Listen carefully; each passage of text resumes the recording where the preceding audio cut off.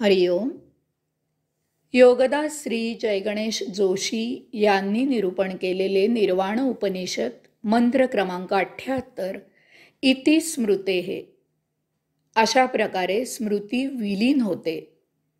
हे सूत्र फार मोलाचे आहे.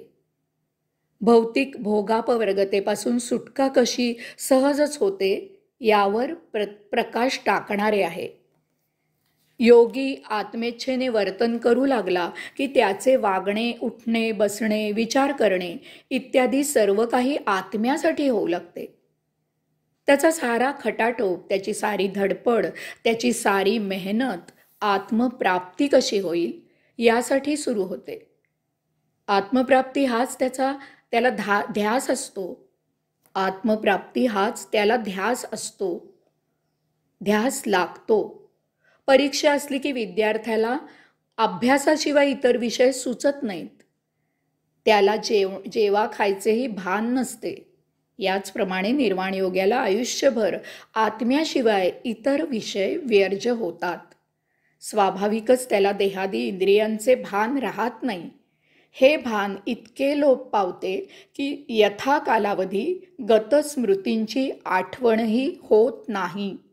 आपल्यासाठी आत्मा उदित कसा होईल, आपला आत्मविकास कसा होईल, आपल्याला सतत आत्मभान कसे राहील, आपल्याला या सृष्टीचा कैवल्यानंद कसा प्राप्त होईल याकडे सर्व लक्ष केंद्रित होते. बाळाला जन्म दिल्यावर त्याच्या मातेला त्या बाळाशिवाय इतर कसलेही जीवन उरत नाही. त्या बाळासाठी ती सर्वस्व ओवाळून टाकते. शिकाऱ्याने सावजावर एकदा नेम धरला की त्याला त्या सावजाशिवाय इतर काहीही दिसत नाही. निर्वाण योग्याचे असेच होते. त्याचे आत्मभान इतके उदित होते की तो इतर सर्व विश्व विसरून जातो. त्याच्या स्मृतीत एकमेव विषय उरतो आणि तो म्हणजे आत्मप्राप्ती. गतजन्मांची स्मृती, सद्य जीवनातील इतर विषयांची स्मृती लोप पावते, नष्ट होते. आता स्मृतीच असत नाही असण्याचे कारणच राहत नाही. कारण स्मृतीत जतन करण्यासारखे काही शिल्लकच नसते. निर्वाण योगी गतजन्मीच्या भूतकाळात किंवा पुढे येणाऱ्या भविष्यकाळात जगत नाही. भूतकाळाचे संदर्भ घेऊन त्याला काही मिळवायचे नसते किंवा त्याला भविष्यकाळात काही करायचे नसते. तो फक्त वर्तमानात आत्मसन्निध असतो. याला आपण वर्तमान असे मानतो. निर्वाण योग्याला भूत किंवा भविष्यापासून सुटका झाल्यावर वर्तमानही उरत नाही. निर्वाण योगी कालातीत होतो. तेथे स्मृती असूच शकत नाही. स्मृती नाहीत याचा अर्थ संचितही नाही, म्हणजेच मुक्ती होय. आता पुढचा मंत्र, मंत्र क्रमांक 79. परब्रह्म प्लववदाचरणम. आचार विचार विहार परब्रह्मात होतो. सुकलेले पान सुकल्यामुळे झाडाला चिकटून राहू शकत नाही. ते झाडावरून गळून पडते. मग वारा आला की ते त्या वाऱ्याच्या झोक्याबरोबर उडू लागते. त्याला स्वतःला काहीही मत नसते. वारा नेईल तिकडे ते जाते. लक्ष्मणाला स्वतःला अस्तित्व नव्हते. राम जेव्हा जिथे जितका जसा जाईल तसे जायचे. कार्यकर्ते पुढारी नेईल तिथे तसे तिकडे जात असतात. त्यांना स्वतःचे अस्तित्व नसते. याचप्रमाणे निर्वाण योगी आत्मेच्छेने आचरण करतो. तो आत्मविचाराने वर्तन करतो. तो आत्मविश्वात विहार करतो. एका आत्म्याशिवाय त्याला आता इतर अस्तित्व असत नाही. परब्रह्म परमात्मा हेच त्याचे जीवन असते. त्याच्या रंध्रारंध्रात, रोमारोमात परब्रह्म परमात्मा भिनलेला असतो.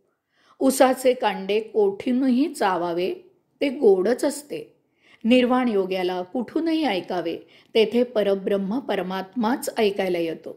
निर्वाण योग्याला कोठूनही पाहावे तेथे परब्रह्म परमात्माच पाहायला मिळतो. निर्वाण योग्याला कोठेही स्पर्श करावा तेथे परब्रह्म परमात्माच जाणवतो. एका भल्या पहाटे उजाडायच्याही आधी संतश्रेष्ठ तुकाराम महाराज शौचासाठी बहिर्दिशेला गमन करत होते. मुखाने अर्थातच विठ्ठल नामाचा उद्घोष चालू होता. विठ्ठल विठ्ठल विठ्ठल.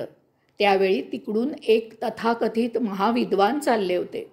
तुकाराम महाराजांच्या हातातील ती पाण्याची लोटी, सकाळची वेळ, बहिर्दिशेला गमन चाललेले वगैरे पाहून त्यांनी तुकाराम महाराज प्रातर्विधीला जात असल्याचे ओळखले.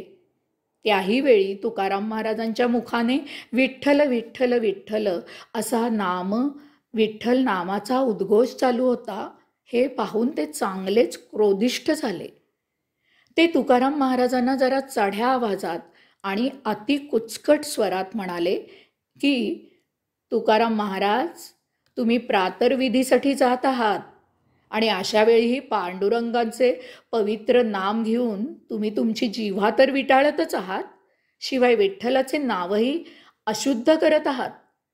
तुम्ही काही शुद्ध अशुद्धाचा विचार कराल की नाही? काय हे? देवाचे नाव अशा अशुद्ध विधीला जाताना तुम्ही घ्यावे हे तुम्हाला शोभा देत नाही. स्वतःला वारकरी पांडुरंगाचे भक्त म्हणवता, थोडा तरी काही पावित्र्याचा विचार करावा. हे ऐकून तुकाराम महाराजांना काय बोलावे ते समजेना. तुकाराम महाराज शांतपणे म्हणाले की, विठ्ठलाचे नाम घेणे हे आता माझ्या कह्यात नाही. ते आता माझ्या मर्जीवर अवलंबून नाही. ते आता माझ्या जिवेच्या ताब्यातून गेलेले आहे. विठ्ठल नाम माझ्या मुखातून केव्हा बाहेर येते ते माझे मलाच समजत नाही. यावर आता काहीही उपाय नाही. त्यावर ते विद्वान जरा जास्तच खवळले आणि उसळून म्हणाले, यावर उपाय नाही असे म्हणता काय? मी करतो ना चांगला पक्का उपाय. असे म्हणून त्या विद्वानांनी एक बाभळीचा काटा तोडून आणला आणि तो तुकाराम महाराजांच्या दोन्ही ओठातून, जिव्हेतून आर पार घुसवला आणि पाठ फिरवून ते चावू लागले. काय आश्चर्य! तुकाराम महाराजांचे दोन्ही ओठ बंद असूनही त्या विद्वानांना तुकाराम महाराजांच्या दिशेने विठ्ठलाच्या नामाचा विठ्ठल विठ्ठल विठ्ठल असा नामघोष ऐकू येऊ लागला. म्हणून ते मागे वळून आले. पाहतात तो तुकाराम महाराजांच्या रंध्रारंध्रातून, रोमारोमातून विठ्ठल विठ्ठल विठ्ठल असा नामजप होत होता.